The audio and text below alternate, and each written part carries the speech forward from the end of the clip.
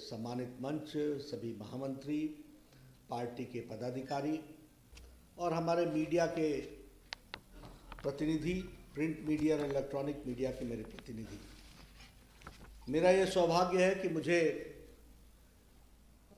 हिमाचल प्रदेश की कार्य समिति की बैठक में आप सबके साथ मिलने का सौभाग्य मिला और आप सबसे इस बैठक के माध्यम से कुछ चर्चा करने का भी मौका मिला है। मैं आयोजकों को इसके लिए धन्यवाद देता हूं, जिन्होंने मुझे निमंत्रित किया। आज से कोई 7-8 दिन पहले सुरेश कश्यप जी ने कहा था कि आपने आना है। थोड़ी मेरी चुनाव की व्यस्तता थी तो मैंने कहा मैं वर्चुअल आपके साथ जुड़ जाऊंगा। तो इन्होंने कहा वर्चुअल होता है, रियल होता है, तो आप ज़रा रियल आएंगे तो ठीक रहेगा। तो मुझे आपने निमंत्रित किया और मैं आया भूमि में, अपनी मातृभूमि में। मेरे को बहुत अच्छा भी लगा। अपनी बात को कहने से पहले मैं एक परिचय आपसे ज़रूर करा दूं। आपकी प्रभारी और सह प्रभारी से तो परिचय है ही। सौदान सिंह जी हमारे राष्ट्रीय उपाध्यक्ष हैं और अब चंडीगढ़, हिमाचल, पंजाब, हरियाणा और हेडक्वार्टर चंडीगढ़ रह करके ये सारा देखेंगे।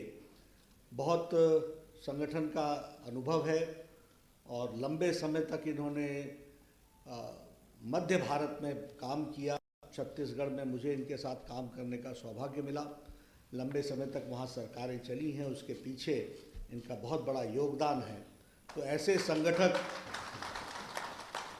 अब हमें उत्तर भारत के लिए भी मिले हैं। मैं इनका भी अभिनंदन करता हूं, स्वागत करता हूं और हमें विश्वास है कि हमारे दोनों प्रभारियों के साथ मिलकर के यहाँ का भी काम अच्छी दृष्टि से हम करेंगे।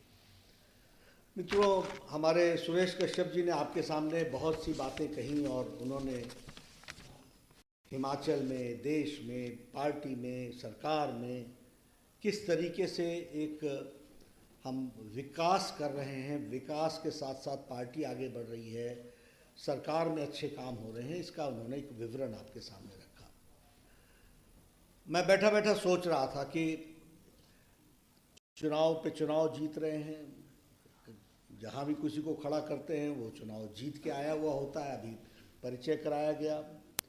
पंचायती राज में आपने बहुत अच्छी सफलता हासिल की और लक्ष्य भी आपने बहुत अच्छा तय किया। ग्राम सभा से विधानसभा, एक लंबी यात्रा, उसका भी रोड मैप आपने खींचा। तो मैं सोच रहा था कि ये हौसला, ये बुलंदी, ये हर्षोल्लास, ये महत्व, ये इस तरीके का वातावरण किसी और पॉलिटिकल पार्टी का क्यों नहीं हो रहा है? आखिर वो भी तो चाहते होंगे। उनके यहाँ क्यों ये माहौल नहीं बनता है?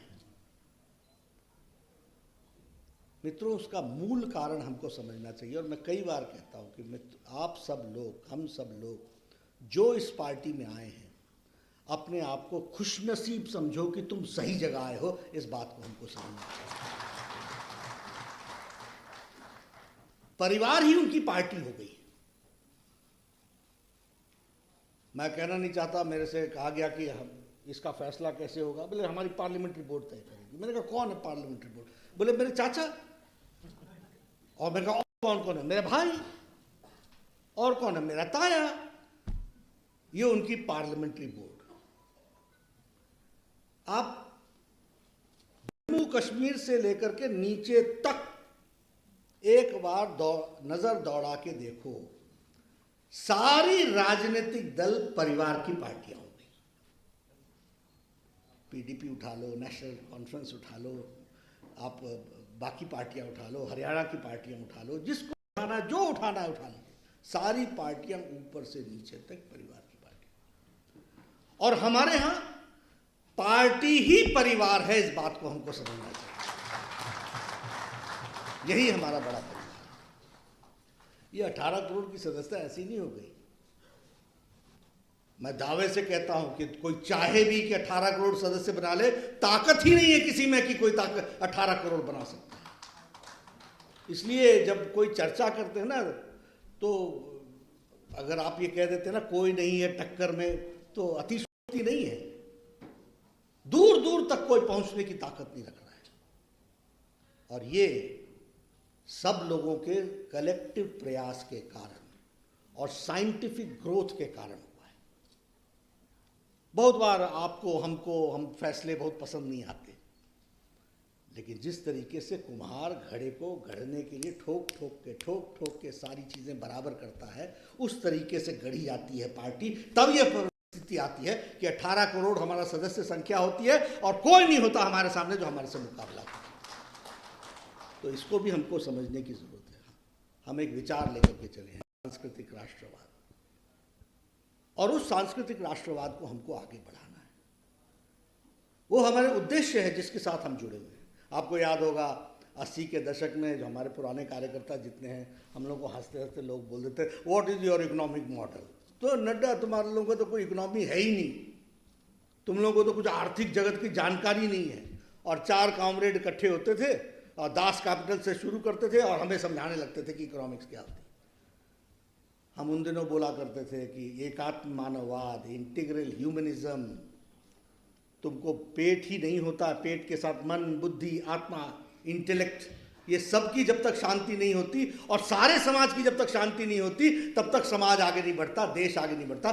This is our economic model, जो हमने उस समय कहा था। ये हमारा इकोनॉमिक मॉडल है। अंत्योदय, अटल जी की सरकार हो, चाहे हमारे उस समय के केंद्रीय मंत्री शांता कुमार जी हो, अंत्योदय अन्न योजना, ये फ्री डिस्ट्रीब्यूशन की बात, गरीबों तक अनाज पहुंचाने की बात, ये उस समय शुरू हुई, मजबूती प्रदान की गई।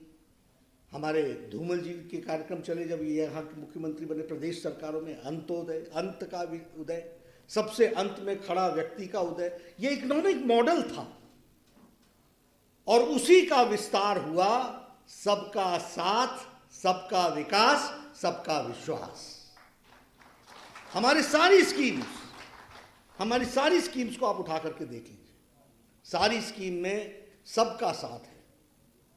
सड़क बनती है तो किसी एक समुदाय के लिए नहीं बनती, पानी आता है तो किसी एक समुदाय के लिए नहीं आता, स्कूल बनता है किसी एक समुदाय के लिए नहीं होता, सबका साथ, सबका विकास। आयुष्मान भारत जाति के आधार पर नहीं दिया जा रहा है, उज्ज्वला योजना जाति के आधार पर नहीं दिया जा रहा है, कम्युनिटी के आधार पर नहीं दिया जा रहा है, सबका साथ। जो गरीब है, जिसको जरूरत है, 8 करोड़ दिया, 9 करोड़ देने का लक्ष्य बना लिया। यही सरकार यूपीए की थी ना, 9 सिलेंडर देंगे या 12 देंगे, इसमें से कितनों पर रिबेट मिलेगा, किस पर सब्सिडी छूटेगी, ये करते थे।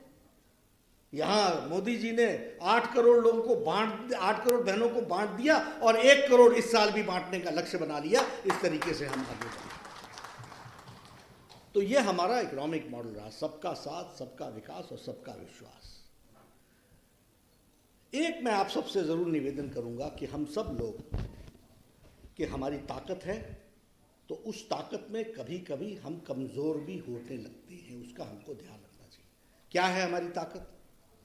हमारी ताकत है एकता, और एकता के साथ बड़े बड़े काम को हाथ में लेना। इसलिए हम थोड़ा भी लगते हैं तब भी सफल हो जाते हैं।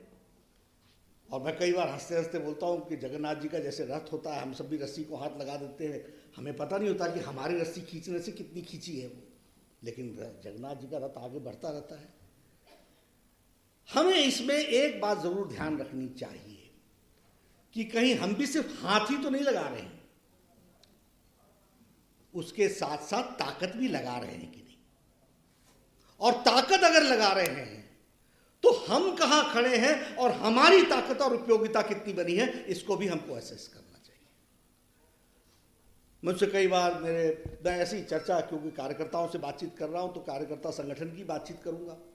अब कार्यकर्ताओं से बातचीत करता हूं, हमसे कई लोग पूछ लेते हैं कि नड्डा जी मैं इतने सालों से हूँ, मेरा कोई वो नहीं ध्यान में, मैं वहीं खड़ा हूँ, मैं वहीं खड़ा हूँ, मैं वहीं खड़ा हूँ। तो मैं फिर कई बार पूछ लेता हूँ कि भाई आप कुछ आगे बढ़ने के लिए कहीं ऐसा तो नहीं कि आप अकेले ही चलते रहे हो इस यात्रा में, किसी को साथ जोड़ा ही नहीं है। इसलिए सेल्फ असेसमेंट, सेल्फ अंडरस्टैंडिंग, ये हमको दिन प्रतिदिन अपने विकास के लिए करते रहना चाहिए। तभी आप कंट्रीब्यूटरी बनोगे ना पार्टी में। आपके चलते पार्टी को कितना मजबूती मिल रही है, इसको समझना होगा ना।